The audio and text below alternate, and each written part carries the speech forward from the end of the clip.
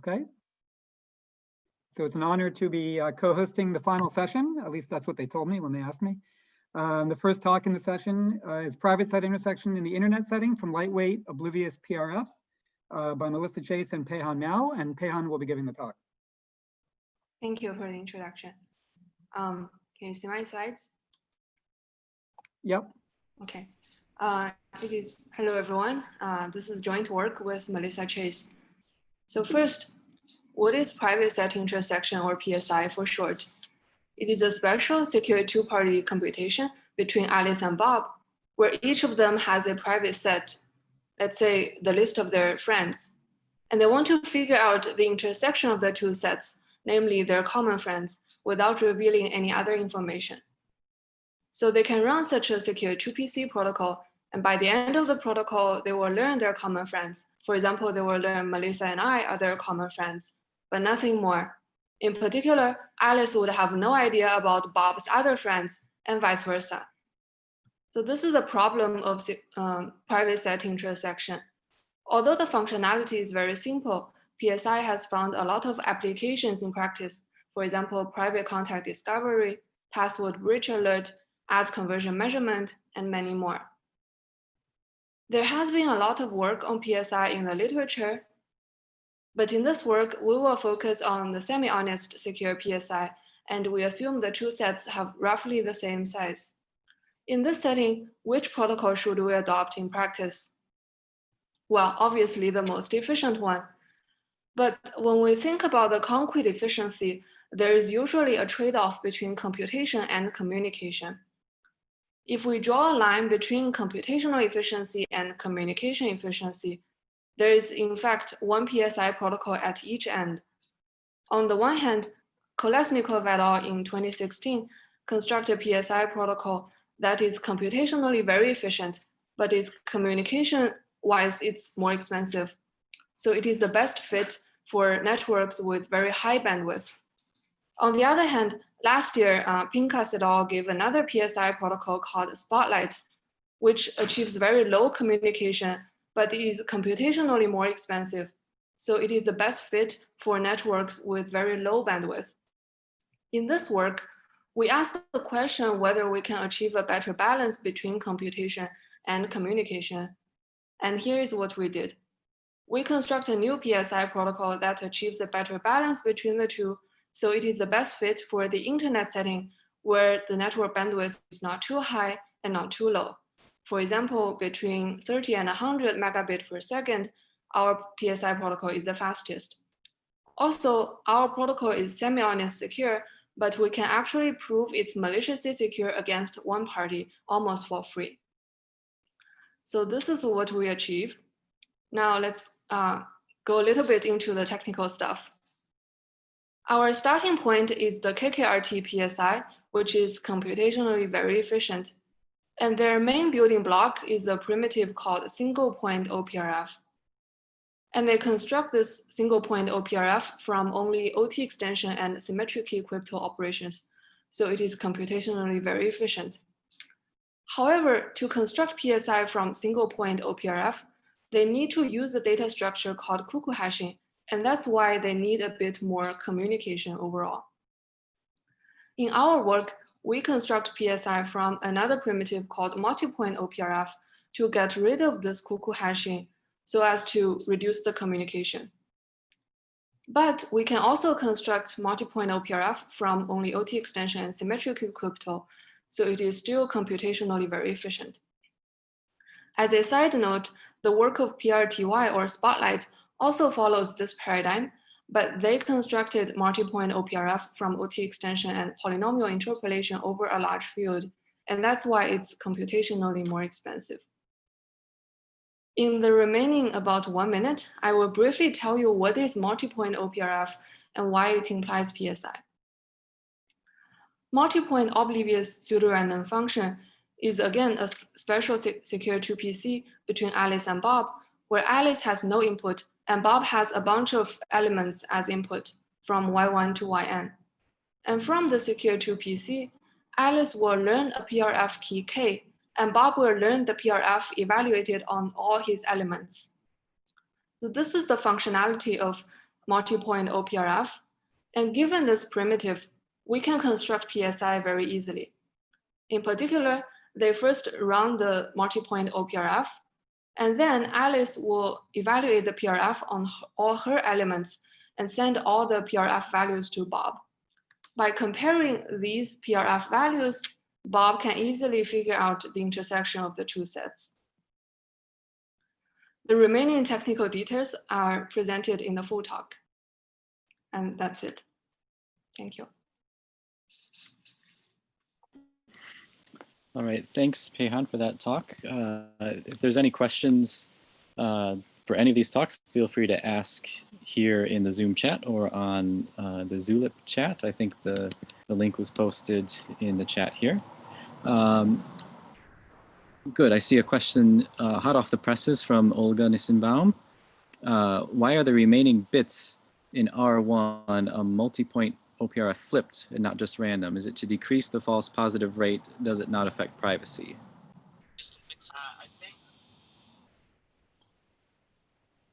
On the flips. So all these OPRF values are just sent to Bob. Oh, so the question is maybe referring to some technical details in the full talk. Oh, I see. Where are the bits that are flipped and not just random? The remaining bits. Oh, yeah. The remaining bits in R1 are flipped, not just random, because we actually want the two matrices to be as different as possible, so that it is hard for Bob to guess the choice bits of Alice. So it is a little bit more technical, but we can discuss it offline. So at a high level, we want to have two guarantees. The first guarantee is that for the elements in Bob's set, the OPRF evaluates the same on both matrices R0 and R1. For the elements not in Bob's set, we want it hard to be guessed by Bob. To have the second guarantee, we want the two matrices R0 and R1 to be as different as possible. And that's why we flip the bits from R0 to R1. If R1 is just randomly chosen these bits, then there will be less difference between the two matrices. I hope that answers the question, but if you have more questions, you can ask me offline. Sure, and maybe just one quick question. Jonathan Katz was asking about your performance comparison. You were comparing with respect to symmetric set sizes, but does the answer change when it's asymmetric set sizes? I think it depends on whether Alice's set is smaller or Bob's set is smaller. If Alice's set is smaller, then it will be similar. So it is, I guess it's comparable to PRTY because we follow the same paradigm. But like communication-wise, overall, it still has to grow with the Bob's set size. And if Bob's set is smaller, so like overall, I think because we follow the same paradigm as PRTY, it will be more efficient in computation. But communication-wise, it will be similar. Okay, thanks. I think in the interest of time, we will move along. Apologies to those of you asking questions in the chat. Maybe Peihan or Melissa, if they're available, could respond to some questions in the Zulip chat. In the meantime, let's start with the next talk. The next talk is about two-sided malicious security for private intersection sum with cardinality. I believe Karn is going to give the talk. If you're ready, go right ahead. Okay, awesome. Thanks. So today I'll be talking about this work, which is joint work with my co-authors at Google and also with Peihan. So what is the problem we're trying to solve? Our problem is a bit of a twist on private set intersection, where two parties have sets and they want to not learn the items that they have in common, but rather they want to learn some function of the items they have in common. So in particular, we want these two parties to learn the size of the intersection, so that's the number of items in common, and also the sum of some associated values held by one of the parties for those items that are in the intersection. So that we call the intersection sum. And why do we care about this problem? Well, actually, it's a problem of great practical interest, and Google had a blog post about this last year where they dubbed this problem private join compute. And they talked about a bunch of applications, including to add conversion measurements. And in fact, Facebook also recently had a blog post talking about private join compute and other problems related to private set intersection. And they've also given a bunch of examples where this thing is useful. So it's a problem of a lot of practical interest. And in this work, we're focused on extending the private join compute protocol to get security against malicious adversaries. So the previous work had security against honest but curious adversaries. And in particular, we want to maintain many of the properties that were in the previous work, including that we want the ability for both sides to receive the output. Another constraint is that we care much more about communication costs and monetary costs versus end-to-end runtime. And finally, we are fine with revealing the size of the intersection. So in some cases, in some PSI works, intersection size is an undesirable leakage, but for us, it's actually desirable and useful to learn. And I'll just give a brief overview of our approach, and you can look at the full talk for more details. So our first idea is to construct something called a distributed OPRF. So this is a sub-protocol that's going to allow two parties, each holding key shares for an OPRF, to evaluate the OPRF on all inputs that come from one party. So this OPRF has two keys, K1 and K2, and both parties should learn the OPRF evaluated on each party's input. And this two-sided output is actually important, and I'll discuss it shortly. So the first thing is we construct this, and of course with malicious security. Then the second thing is we layer this with a shuffle on top of it. So the party that provides the inputs into the distributed OPRF protocol, we modify it so that it receives its outputs in shuffled order. And in order to maintain malicious security here, the party that performs the shuffling, which is party 2 here, uses a shuffle proof. And there's several of these. We use a specific one that you can see in the paper. And this on its own is enough to achieve just the cardinality. So for both the parties to compute the size of the intersection. And the way you can do this is to have the two parties first compute a shuffle DOPRF on one party's input, and then a shuffle DOPRF on the other party's input. And since, as we said before, both parties can see the OPRF outputs, they can compute the cardinality just by counting how many OPRF items were in common between the two evaluations. And to extend this to the intersection sum, what we do is we allow the second party to send homomorphic encryptions of its associated values under a encryption scheme that allows split keys, so key shares S1 and S2. And then these encryptions are going to be shuffled and re-randomized in the same shuffle order as the OPRF values were. And the shuffle proof is going to be extended to include these values. And then now this is going to allow both parties to see, oh, these OPRF values are in common. Let me add together the associated homomorphic encryptions.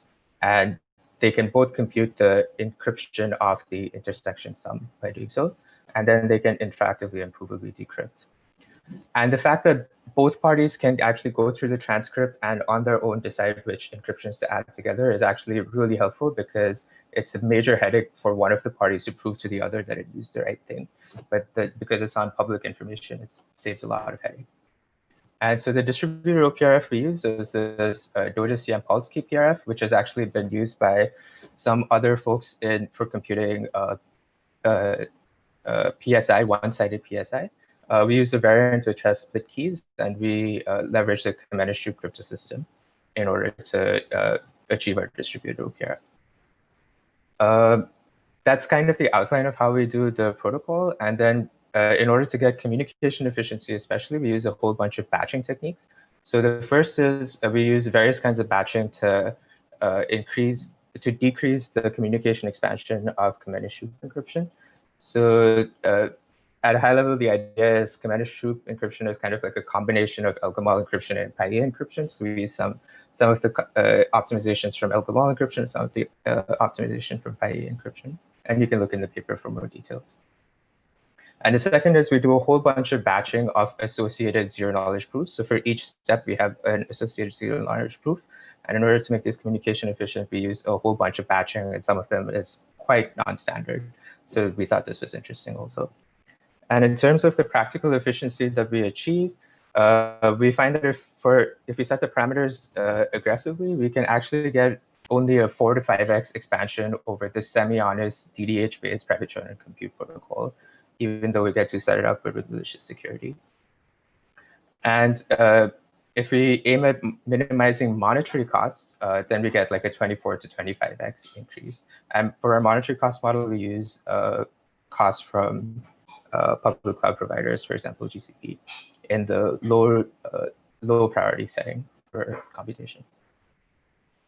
And there's also some comparisons with other works, but basically we do better than works based on garbled circuits, and not as well as compared to works that do malicious secure PSI, but those existing works that do malicious secure PSI don't have a straightforward way to extend to two-sided output or to compute over the intersection. So, okay, that's all. Thank you very much. Good, thanks. So we have time maybe for 1 or 2 questions. If there are any, you can put them in the chat. Maybe in the meanwhile, I can ask you a question, and I don't know if you have the answer or can tell me the answer, but how important from Google's point of view or from the view of real-world deployment, how important do you find malicious security versus semi-honest security versus maybe weaker forms like covert security? That's a great question. I mean, it depends a lot setting to setting. Of course, I can't give you an exact answer on this. Sorry about that. But it's really helpful to have options in different scenarios. So in some scenarios, you can offload trust assumptions to other enforcement mechanisms, and in some scenarios, you can't. So it is very helpful to have a range of solutions. Okay, maybe I'll try Googling the answer. A question on the chat is how does the shuffle affect the efficiency of SD-OPRF compared to DOPRF? So it actually turns out the shuffle cost is quite a small part of the overall communication and computation costs. The bulk of the computation cost is the command-and-shoot encryption. And the shuffle is sublinear communication, and so are all the proofs. So it actually has a very minimal impact. So I think if there are no more questions, we can go ahead to the next talk. I'm not sure which author is giving the talk. So I'm giving the talk. I'm Akshay. Okay, so the next talk is on nearly optimal robust secret sharing against rushing adversaries by Pasin Menarangsi, Akshay Ram Srinivasan, and Prashant Vasudevan. Thanks, John, for the introduction. I'm going to talk about nearly optimal robust secret sharing against rushing adversaries, and this is based on joint work with Pasin Menarangsi and Prashant Nalini Vasudevan. So let me start this talk by first defining the notion of robust secret sharing, which was introduced by Rabin and Benor in 1989. A robust secret sharing is just like any other threshold secret sharing, satisfying both the correctness and the secrecy properties. In addition to these two properties, we need a third property, which is the robustness criterion. So roughly speaking, robustness criterion requires that even an adversary who corrupts up to T parties cannot force an honest party in the reconstruction phase to output a wrong secret. To give more details about this robustness, let's consider the reconstruction phase of the protocol. So in the reconstruction phase, the parties start with the shares that was handed over to them by the dealer. And let's consider an adversary that could corrupt up to T of these parties. The reconstruction could proceed in multiple rounds, and in each round, a party could send a message to any other party.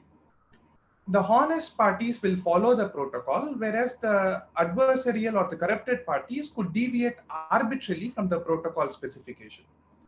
At the end of the protocol, we want all the honest parties to output the secret S that was originally shared. So this is the robustness property. So we also allow a small error probability in the honest party's reconstruction, so which is denoted by epsilon, and we call such a secret sharing scheme to be a t comma n comma epsilon robust secret sharing. So here we might consider an adversary that could either be rushing or non-rushing. So the more stronger rushing adversarial model allows the corrupted parties in each round to wait for the messages from the honest parties before sending its own message. For applications related to constructing secure multi-party computation protocols, it's extremely important that the robust secret sharing is secure against rushing adversaries. So given this definition, let me give you a couple of facts about robust secret sharing. The first fact is that Shamir secret sharing is perfectly robust when n is greater than or equal to 3t plus 1. And this is due to the error correcting properties of Reed-Solomon codes. On the other hand, when n is less than or equal to 2t, or in other words, if an adversary is able to corrupt a majority of the parties, then robustness is impossible to achieve. So the interesting set of parameters is when n lies between 2t plus 1 and 3t plus 1. And the most challenging setting is when the extreme case when n is equal to 2t plus 1. That is, an adversary can corrupt t parties, but we just have 2t plus 1 total number of parties. So in this setting, the work of Rabin and Benor gave a construction of robust secret sharing with error 2 to the minus lambda. And the share size of their construction was m plus order n times lambda. Here, m denotes the length of the secret and n is the number of parties. So when compared to the plain Shamir secret sharing, there is an additive overhead of order n times lambda in their construction, and a natural question to ask is whether this overhead is necessary. A work of Carpentry et al. In 1994 showed that when n is equal to 2t plus 1, and in order to achieve an error of 2 to the minus lambda, every robust secret sharing scheme must have a share size which is m plus omega of lambda. So a couple of points to note about this result is that perfect robustness is impossible to achieve in this regime. And furthermore, the share size of a robust secret sharing is strictly larger than its non-robust counterpart. So a long line of work followed in trying to optimize the share size of this robust secret sharing. So I would like to remark that there are many interesting works that consider the setting where t is half minus delta times n, where delta is some small constant. However, in this regime, the lower bound of Carpentry et al. Does not hold. So the focus of our work is in this extreme setting where n is 2t plus 1, and in this regime, the lower bound of Carpentry et al. Holds. So what do we know about constructing robust secret sharing in this regime? So the prior work can be summarized using this table. So I wouldn't be going too much into the details, but the main problem that was left open from this long line of work is to construct a robust secret sharing scheme that has a share size which nearly matches the lower bound of Carpentry et al. It has an efficient reconstruction procedure, and it is secure against rushing adversaries. So in this work, we resolve this question in the positive by giving a construction of robust secret sharing when n is equal to 2t plus 1 and error 2 to the minus lambda with security against rushing adversaries. And the share size of our construction is only a small polylogarithmic factor away from the lower bound of Carpentry et al. So it nearly matches this lower bound. Furthermore, it has an efficient reconstruction procedure, and the reconstruction only involves 2 rounds of communication. So I would like to conclude my talk with a comparison with the recent work of Fair and Yuan that appeared in ePrint. So in a concurrent and an independent work, Fair and Yuan also gave a construction of robust secret sharing with a nearly optimal share size with security against rushing adversaries and with an efficient reconstruction procedure. But when compared to our work, there are some differences. The first difference is that the share size in their work is slightly larger than the share size that we obtain. Further, the reconstruction procedure in their work requires 5 rounds of communication when compared to 2 rounds in our work. And furthermore, the techniques used in these two works are completely different. So that's it. Thank you for your attention. All right, thanks. We have time for questions if anyone wants to start writing in the chat. In the meantime, I was wondering, so I noticed that this paper was about feasibility results. Yeah. Would you consider any of these schemes? You had a slide with many comparable results. Do you consider any of them to be reasonably practical? So I'm not very sure about the prior work, but the constants in our work are huge, but we haven't tried optimizing the constants. So it's an open problem to try to get a concretely efficient construction of robust secret sharing that is also asymptotically optimal. Mm-hmm.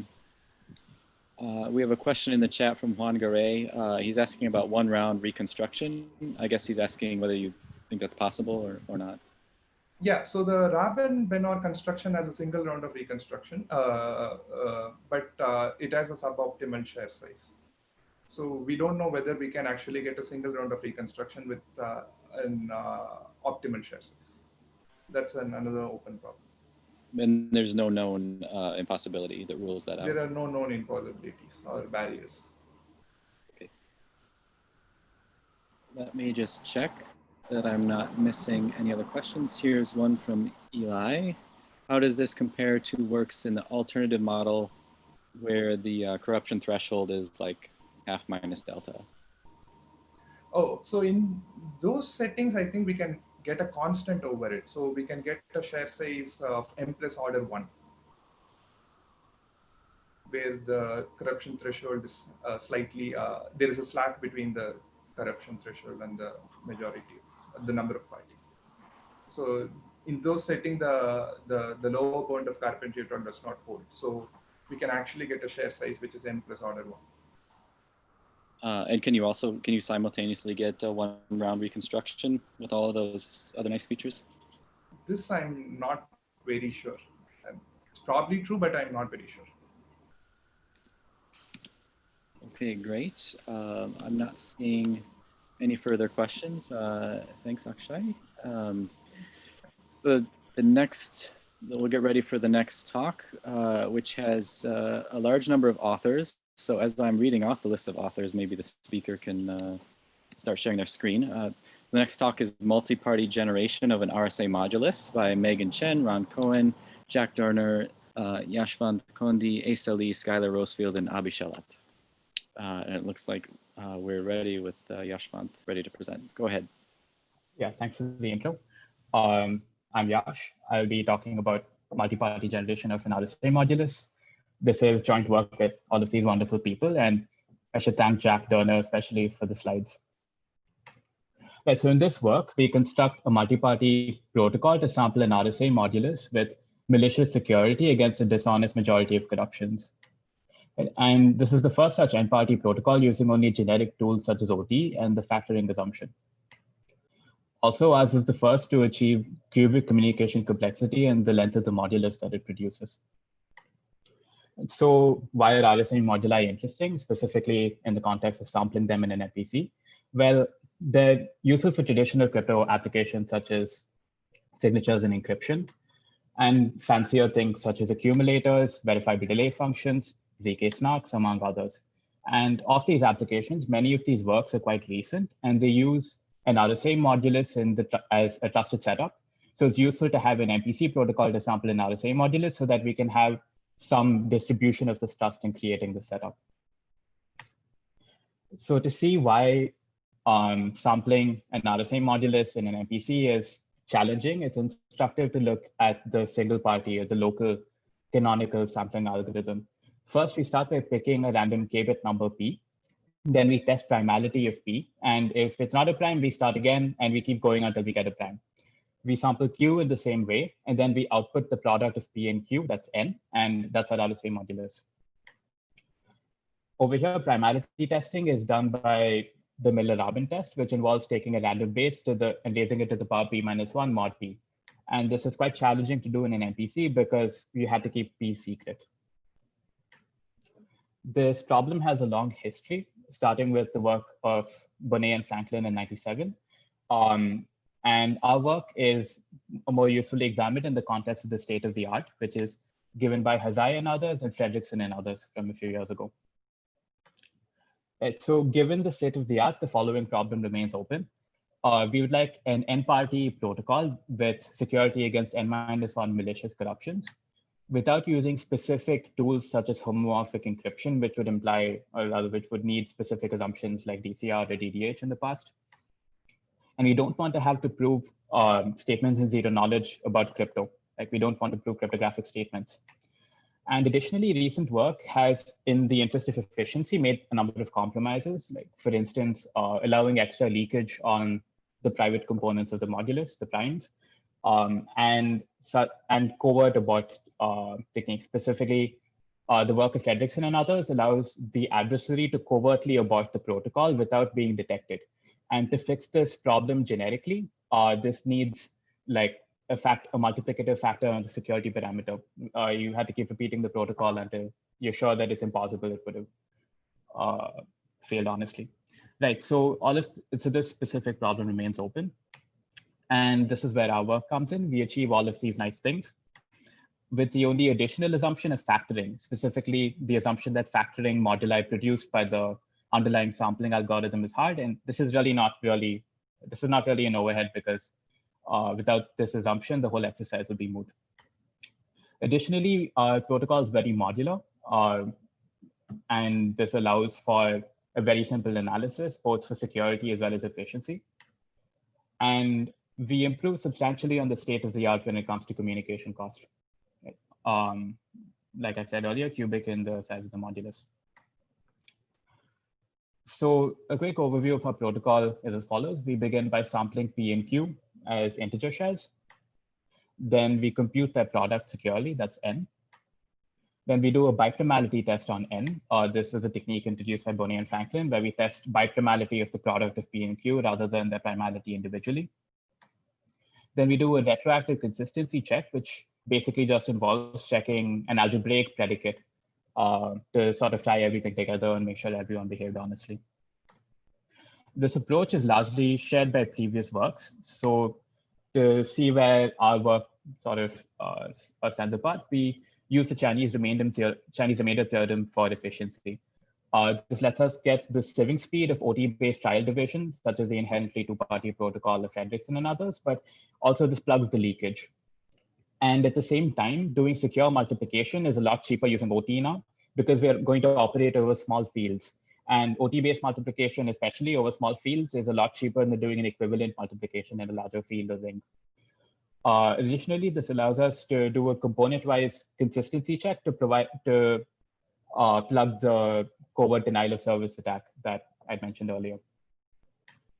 And so please do see the longer talk for more details. There are plenty of subtle issues that come up in this context, and we have new techniques to surmount them. Also, there's a component-wise analysis of all the costs and security and whatnot. And the full talk is given by Jack in all of his glorious metallic hair, so that's worth watching. Thanks for your attention. Please find our paper online. Great, thank you. So any questions, you can put them in the chat. In the meanwhile, I'll just ask you a quick question. You talked about generating the modulus, but I didn't hear you mention anything about generating like RSA parameters, like the decryption exponent. Is it very difficult to extend your protocol to do that? No, that's not particularly difficult. We don't describe the protocol to achieve that, but it's not hard.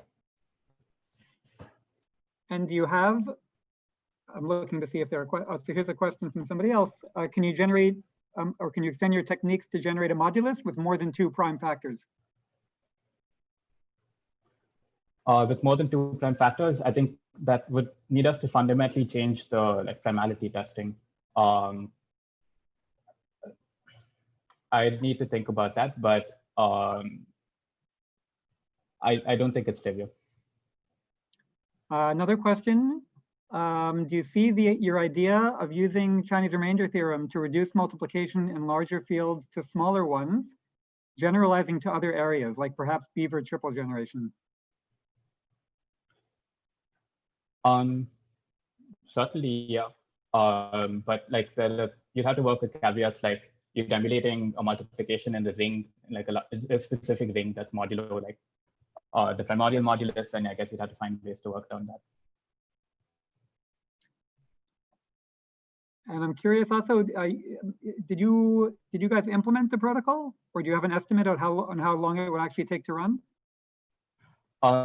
We have a detailed analysis of communication in our in the paper. Like we have a cost estimate. The primitives aren't particularly complex. It should be. We didn't implement it ourselves. Certainly interesting for future work. We don't have an estimate on how. Sorry. I was going to just say, if you have an order of magnitude, seconds, minutes, 10 minutes. Probably in minutes. Okay. So I don't see any further questions, so maybe we can move on to the final talk. Thanks.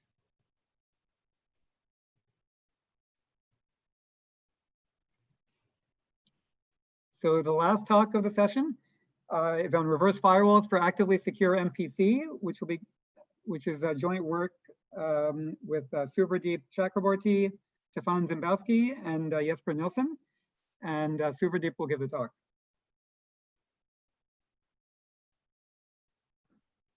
We don't hear you if you're speaking. Sorry, yeah. Can you see my slides? Yeah, they're fine. Okay, great. So welcome to the last talk of crypto. So I'll be talking about reverse firewalls for actively secure MPC. This is a joint work with Stefan Zimbowski and Jesper Nielsen. So the starting point of my talk is that should Alice trust her computer? The computer seems nice and innocent, but one can never be too careful. And in practice, there has been apparently accidental bugs in cryptographic software, as all of us are aware, starting with Poodle, the Heartbleed, Apple's Go to Failure, Debian, logjam attacks, and so on and so forth. And while these bugs seems apparently accidental, the state of the affairs is rather unfortunate because there has been cases of widespread deliberate corruption of hardware and software, like as evidenced by the Snowden revelation, and more recently by the Chinese chip hack. So this presents a rather sorry state of affairs, which says that our standards and tools can be subverted. So this brings me to the area of cryptography, which is post-Snowden cryptography, which asks this meaningly absurd question: can you do crypto on tampered computers? In particular, can you achieve any meaningful security for cryptographic protocols in the presence of an adversary that may arbitrarily tamper with the victim's machine? To this end, the notion of cryptographic reverse firewall was introduced by Mironov and Stephen Davidovich from Eurocrypt 2015. So a CRF, you can think of it as an active intermediary or a router that sits between Alice's network and the outside internet, represented by Bob here. And the firewall sees the incoming and the outgoing messages of Alice, and it modifies them. So in particular, M1 is mod to M1 tilde, the message from Bob is modified to M2 tilde, and so on. And one important requirement is that it should be transparent to legitimate traffic. So it's not the case that Alice and the firewall is exchanging 20 messages back and forth. And the crucial point is that the firewall shares no secret with Alice. So in particular, we are not delegating the trust to a third party. Rather, the firewall is a useful third party. And in particular, we don't place any more trust in the firewall than in the communication channel. However, the firewall can be stateful. So let's see what are the properties that one would want from such a firewall. First, the most obvious is functionality preserving. So for this, suppose there is an underlying classical protocol that satisfies some functionality in which Alice and Bob outputs YA and YB, say, by exchanging a bunch of messages back and forth. We want the firewall not to screw up this functionality. So even the firewall protocol would allow Alice and Bob, if they're honestly implemented, to output the same YA and YB. The second more important property is that of security preservation, which says that suppose there is an underlying classical protocol that comes with some security requirement modeled by some crazy game in which, say, the adversary controls Bob and has Oracle access to multiple copies of Alice, and still it's unable to break the security properties of the system, then the firewall protocol should preserve the security of the protocol as it is, but now Alice can be corrupted. So in particular, the adversary should not be able to win in this firewall protocol as well. So we make a distinction between strong versus weak security preservation, which loosely translates to the model of corruption. So strong being the case where the Alice's implementation can be any arbitrary efficient corruption, and weak corruption means the implementation might be any arbitrary corruption as long as it does not break the correctness of the protocol. And one point I want to stress is that the protocol should be functional and secure without the reverse firewall when all the parties are honest. So the protocols that are not functional in the first place are not interesting. And the third property is exfiltration resistance, which roughly says that a corrupted implementation of Alice cannot leak any information to an attacker via the firewall. So this is modeled by this game where in one world, Alice's implementation is tampered, but we can now think of Alice as this joint party with the firewall. And in the second world, you have Alice's honest implementation, and these two worlds are indistinguishable to a PPT adversary. And same as before, we make the distinction between strong and weak exfiltration resistance. When Bob is corrupted here, we call it security against or exfiltration resistance against a PR party versus an eavesdropper. So in the prior works on reverse firewalls, so I won't read out all the prior works, but essentially the common theme is that all the prior works are catered to arbitrary two-party functionalities and they achieve passive security. They consider passive security. And the problem of whether you could do active security and in the multi-party setting was left as an open problem. And this is what precisely we address in our work. So a brief recap into MPC here, there is a bunch of parties, each with their respective inputs. They want to compute a joint function of their inputs, and a subset of them can be corrupt. So we assume computational MPC, so we assume dishonest majority setting. And the security says that nothing other than the output of the protocol should be revealed, which can be formalized by the real versus ideal paradigm. So in the reverse firewall setting, as before, arbitrary subset of the parties can be corrupted. But now even the rest of the honest parties can also be corrupted, albeit in a functionality maintaining way. And we want that for all these corrupted parties whose implementation is tampered, we add a firewall on top of these parties. And the hope would be that this firewall protocol preserves the original security property of the MPC protocol when these parties were actually honest. And exfiltration resistance similarly says that the corrupt implementation of one party, in this case, say P3, cannot leak its secret out, say its secret business plan, to all other parties, as long as the firewall sits on top of that party. So in our paper, we construct the first actively secured MPC in the reverse firewall setting. So we show a generic compiler that takes any semi-honest, aka passively secured MPC, and compile it into an actively secure MPC by following the GMW paradigm. In fact, we show that the GMW compiler can be upgraded to be made RF compatible. And the main key idea is how to construct a multi-party coin tossing protocol in this setting of reverse firewall. So we also show a generic composition theorem. And finally, as a result of independent interest, we show that a reverse firewall for the broadcast model. So now a very brief 2 slides about the main technique for coin tossing. So this is the functionality where one party would end up with a random string and the other party would get, so I'm talking about a 2-party setting here for simplification. And the other party would get a commitment to this random string. And the protocol is just a classical commit and proof paradigm. Oops, sorry. So where party P1 samples some string S1, commits to it and proves in zero knowledge that the commitment is well formed. Party P2 sends S2 and the final string output by P1 is the XOR of 2 strings and P2 receives the commitment to this string. Now in the setting of firewall, say P2 is corrupt and P1 is corrupt in a functionality maintaining way. What can go wrong?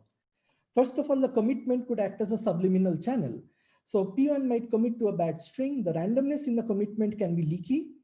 And the final commitment proof pair can also leak information about the final string. For the other setting, where P1 is corrupt in a maliciously and P2 is corrupt in a functionality maintaining way, the string S2 can directly act as a subliminal channel. So the ideas how to get rid of these problems are I think you're running over on time, so maybe you want to just wrap up quickly so there's a time for a question at the end. Okay, sure. So the idea is to first maul the commitment to get a re-randomizable commitment. However, at this point, the zero knowledge proof is not consistent. And for technical reasons, we want this proof to be simulation extractable, which implies non-malleability. So the firewall cannot maul the proof. So we resolve this by using an appropriate notion of control malleable NIZIC proof system. So the open problems from this work are, can we construct more efficient and round optimal MPC in this setting? Can we construct adaptively secure MPC in this setting? And since we use a NIZIC here, can we remove the trusted setup? With this, I would like to conclude my talk, and I would encourage to look up for the full talk and the e-print version of our paper for more details. Thank you. Okay, great. We may have time for some questions if someone can ask a quick one. One question that came to my mind was whether, is it feasible for this firewall device to sort of inform the user that, hey, I think you might be compromised in some way? In addition to kind of scrubbing the protocol messages, but maybe giving some feedback to the honest user. So in this model of firewall, this is not allowed because we want the firewall, the parties to be oblivious of the firewall. So Alice should not know that there's a firewall sitting and modifying the messages, and that's one of the crucial requirements. So yeah. I see. And a quick question from Ivan Visconti. Why use NIZIC instead of concurrent non-malleable ZK proof of knowledge? A great question. So yeah, this is a natural idea that use a control malleable interactive zero knowledge proof.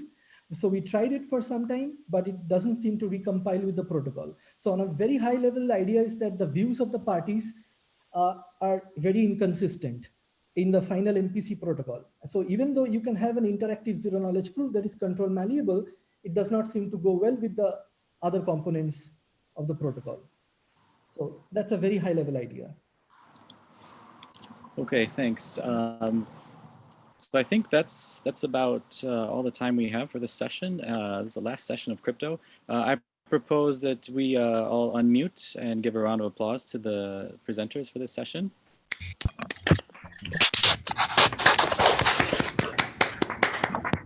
As well as to the organization of all of crypto and the Zoom conferences as well. That was really great. Yeah, I'd like to just give a shout out to Kevin McCurley and Kay McKelly, who've done so much technical work behind the scenes, getting all the virtual conference stuff set up. It's been a pleasure to attend, at least from my perspective, and they put in a ton of work. And Leo as well on that, doing a great job behind the scenes and in front of the scenes. Thank you. Thank you. I had a couple of brief announcements.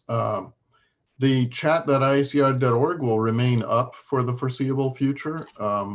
It will be available for IACR members to interact through that. The social app we're using still needs some work. We know that. It has a couple of bugs in it and would like to receive feedback on it if you have suggestions for changes or other bugs that you find.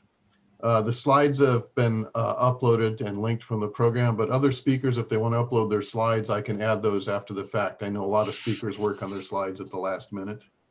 I think the organization of virtual conferences, we're still working out ourselves. If people attend other virtual conferences and observe nice technologies or other experiences they think we should adopt, I'd like to hear about them. So send those to virtual-conferences@iacr.org.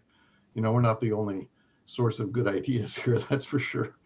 And people should think about attending CHES and TCC in the future. Those are going to be virtual conferences. You have the opportunity to go hear about a topic you might not ordinarily think about or hear about. You never know what you'll learn from that experience. I just wanted to say a couple of thank yous too, that it's been really good working with Kay and Leo and Daniela and Tom and the IACR Emergency Committee, and also the moderators of all the sessions, but also the speakers who uploaded their videos and did a good job on putting together the whole thing. It's very much a community effort, and I'm very happy with the outcome. And with that, I'd like to hand off to Leo if he has any final comments. I've already said all the thanks and I won't repeat them, although thanks again to everybody. I want to thank the audience. We managed to exceed the number of registrations at Eurocrypt by 2 out of 1,250 or so, despite the fact that one person asked for a refund because we were not allowing him to trade cryptocurrency on his laptop. So with that, thanks everybody. Thank you. I'll just mention that there is a social hour that is labeled as a beer session, and I'm already way ahead of you guys. So bring your beer and come to the beer session. It's linked from the program.